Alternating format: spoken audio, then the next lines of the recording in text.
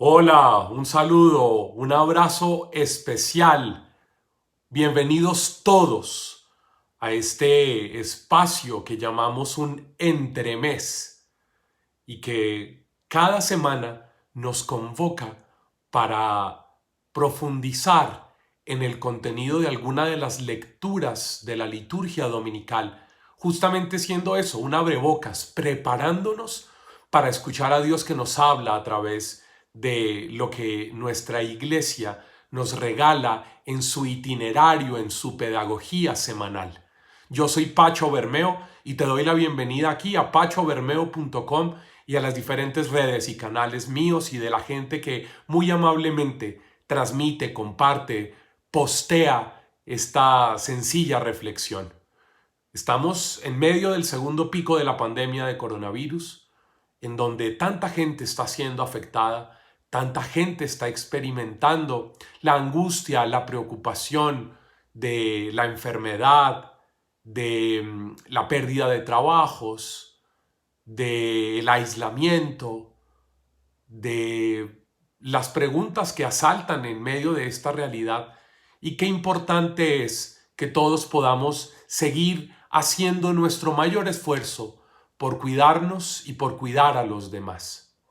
Mañana es domingo 17 de enero, segundo domingo del tiempo ordinario.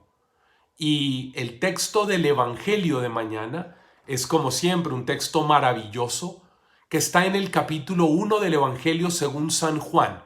Así que si tienes tu Biblia por ahí, porfa búscala y lee conmigo el texto.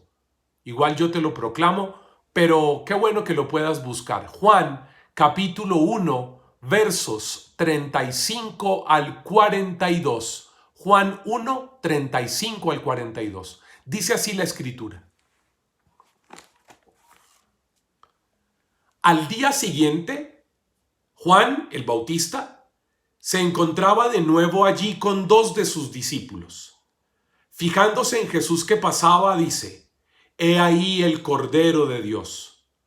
Los dos discípulos le oyeron hablar así y siguieron a Jesús. Jesús se volvió y al ver que le seguían les dice: ¿Qué buscan? Ellos les respondieron: Rabí, que quiere decir maestro, ¿dónde vives? Les respondió: Vengan y lo verán. Fueron pues, vieron dónde vivía y se quedaron con él aquel día. Era más o menos la hora 10:00. Andrés, el hermano de Simón Pedro, era uno de los dos que habían oído a Juan y habían seguido a Jesús. Andrés, encuentra primeramente a su propio hermano Simón y le dice: Hemos encontrado al Mesías, que quiere decir Cristo, y lo llevó a Jesús. Fijando Jesús su mirada en él, le dijo: Tú eres Simón, el hijo de Juan. Tú te llamarás Kefas, que quiere decir piedra. Amén.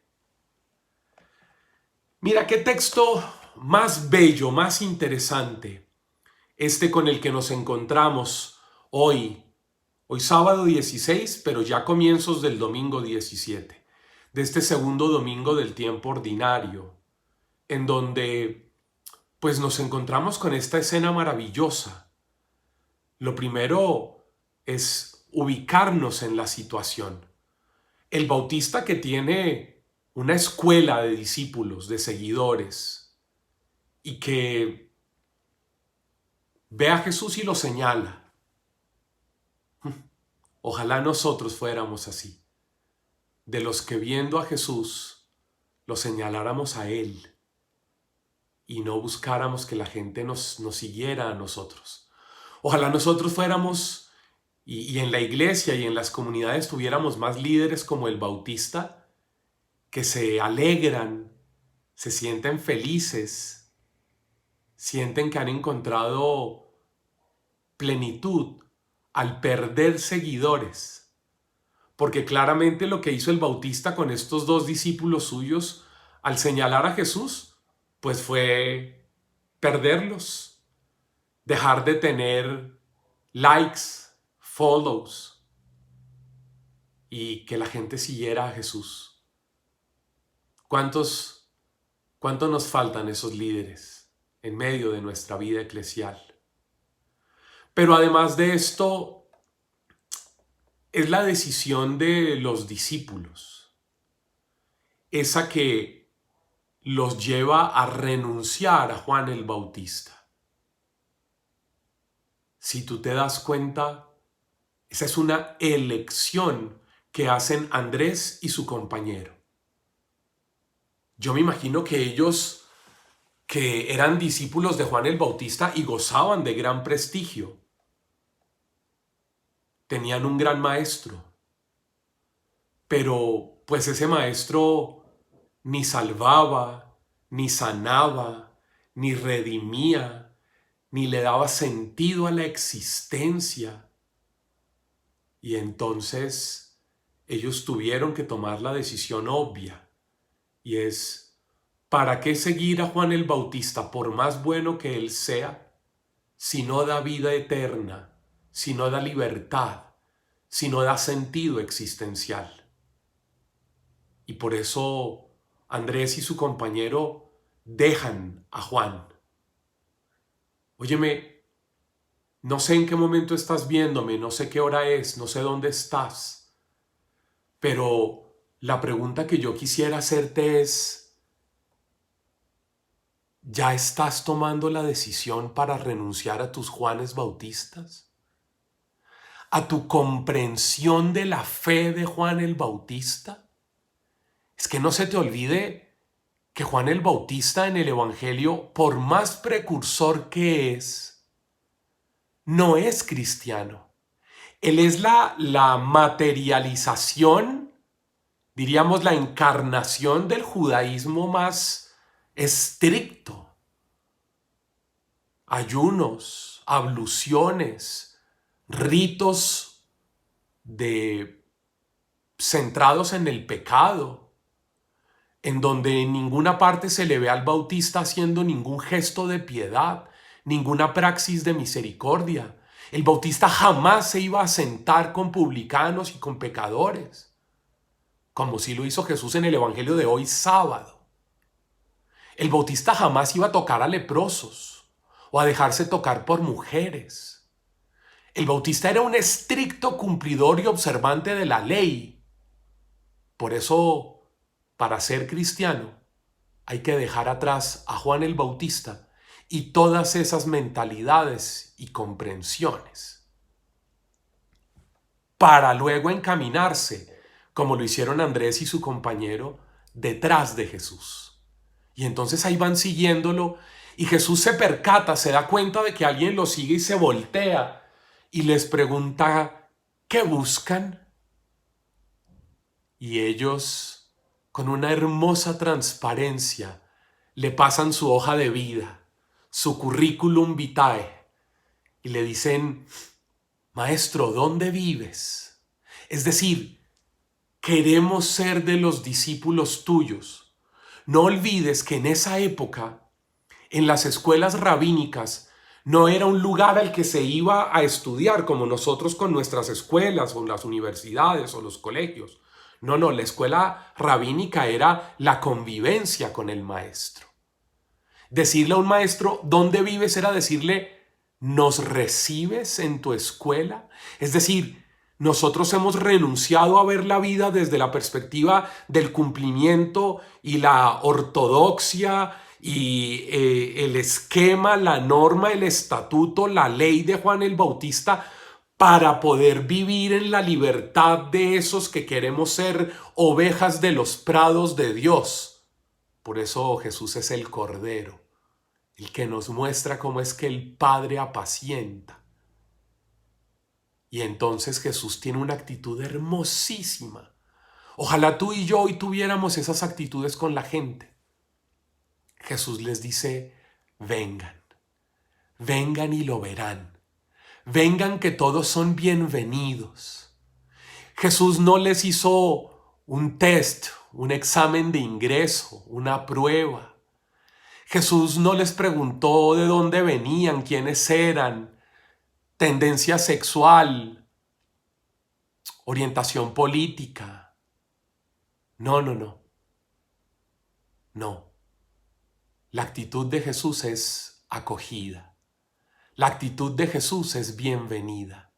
La actitud de Jesús es apertura, es inclusión, es generar nuevas oportunidades. Ese es Jesús. Ese es el Señor. Ojalá tú y yo pudiéramos decirle en nuestras comunidades, en nuestras parroquias, en nuestros grupos, a tanta gente que se siente en la sociedad, incluso en la iglesia, marginada, rechazada, mal vista, como de quinta categoría, y que nosotros le dijéramos, o mejor, a través nuestro Jesús les dijera, vengan, vengan y lo verán, vengan que son bienvenidos, vengan que aquí no hay estratificación, vengan que aquí queremos hacer esto una comunidad de hermanos donde somos iguales. Y dice el texto que ellos fueron, vieron y se quedaron con él. ¡Qué belleza ese itinerario! Fueron. ¿A dónde? A la casa de Jesús. La casa de Jesús, la iglesia, la comunidad. Donde hay de todo, ¿no? Música, cantos, predicadores, intercesores, sacerdotes, religiosas, obispos, catequistas, líderes. Fueron y vieron todo lo que había y no se quedaron con nada de eso. Se quedaron con él. Ojalá subrayaras eso hoy en tu corazón. Fueron, vieron y se quedaron con él. Y mira este detalle tan bello de San Juan. Dice que aquel día era la hora 10:00, las 4 de la tarde.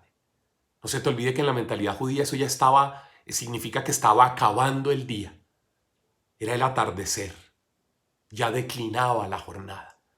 Para contarnos con esa idea, Juan, no solo que les impactó, que les marcó la vida, que es como lo que nosotros llamaríamos el kairos, el tiempo en el que les queda grabada la primera experiencia de transformación con Dios, sino que está terminando su mentalidad de Juan el Bautista. Está claudicando, está declinando esa mentalidad, acabándose ese día para empezar el día nuevo, el día de la vida, el día de la esperanza, el día de la abundancia, el día de la bendición, el día de la gracia, el día del encuentro con Jesús. Y justamente ese primer día de la nueva vida, del haber dejado atrás su mentalidad judía, comienza con Andrés regresando a su vida cotidiana, a su realidad, a su casa, a su familia, pero especialmente buscando a su propio hermano Simón. No se te olvide que Simón era un tipo fregado, era un tipo muy difícil, un tipo complejo, un tipo con el que seguramente tenía choques, roces, problemas, porque la personalidad de Simón Pedro nos la van a mostrar a lo largo de los evangelios, y tú sabes bien lo complejo que era. Pero Andrés no fue y buscó a la mamá, a la prima, a la novia. Andrés fue y buscó primeramente a su propio hermano Simón. Como si con eso nos estuviera diciendo el evangelista que lo primero que tú y yo tendríamos que hacer para validar, para hacer creíble nuestra experiencia de encuentro con Jesús, es ir a buscar a nuestro Simón. ¿Quién es tu Simón? ¿Cómo está la relación con ese Simón? Jesús hoy te dice, ve y búscalo. Pero no solamente ve y búscalo, sino lo que hizo Andrés. Va y le dice, hemos encontrado al Mesías, al Cristo. Y lo llevó a Jesús. Andrés llevó a Pedro a Jesús. Y Jesús lo vio y le dijo, tú eres Simón el hijo de Juan, pero de hoy en adelante serás Kefas, piedra, Pedro. Es decir, Jesús le cambió la vida. Ojalá a través tuyo, sí, de ti que me estás viendo, Jesús le cambie la vida a muchos, cuando a fuerza de amor, de diálogo, de perdón, los lleves a ellos a los pies del Salvador. Me alegra mucho que estés aquí conmigo. Gracias por la compañía. Nos vemos la próxima semana. Dios te bendiga mucho. Chao, chao.